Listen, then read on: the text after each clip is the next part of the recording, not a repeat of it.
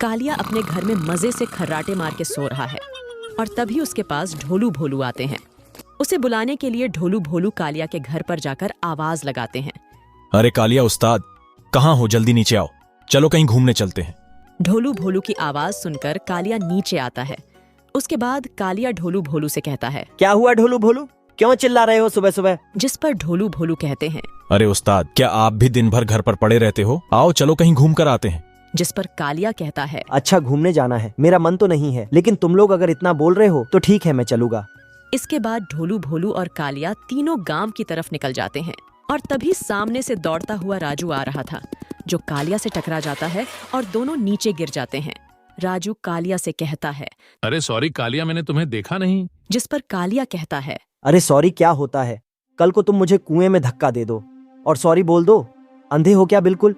राजू कालिया से कहता है, अरे कालिया, मैंने तुमसे माफी मांग ली ना, अब तुम्हें फालतू में चिल्लाने की जरूरत नहीं है। अब कालिया कहता है, एक तो राजू तूने मुझे धक्का दे दिया, ऊपर से मेरे साथ जुबान चलाता है। रुक, तुझे तो मैं अभी बताता हूँ। यहाँ पर राजू छोटा है और कमजोर है, कालिया ताकतवर है और बड़ा है। इसी वजह से कालिया राजू की जमकर पिटाई करता है। मार खाने के बाद राजू रोते हुए कालिया से कहता है, कालिया, तूने मुझे मार कर अच्छा नहीं किया, मैं अभी जाकर भीम को बुलाकर लाता हूँ, भीम तुझे सबक सिखाएगा।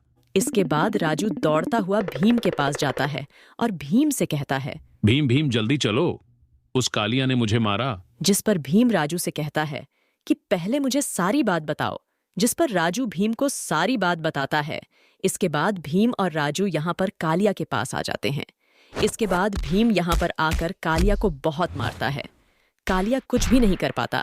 फिर इसके बाद भीम और राजू यहाँ से चले जाते हैं। लेकिन कालिया को अपनी हुई पिटाई पर बहुत गुस्सा आ रहा था और इसीलिए अब वह भीम से बदला लेने की ठान लेता है। अब कालिया भीम से बदला ले पाता है या नहीं, यह हम देखेंगे अगले एपिसोड में।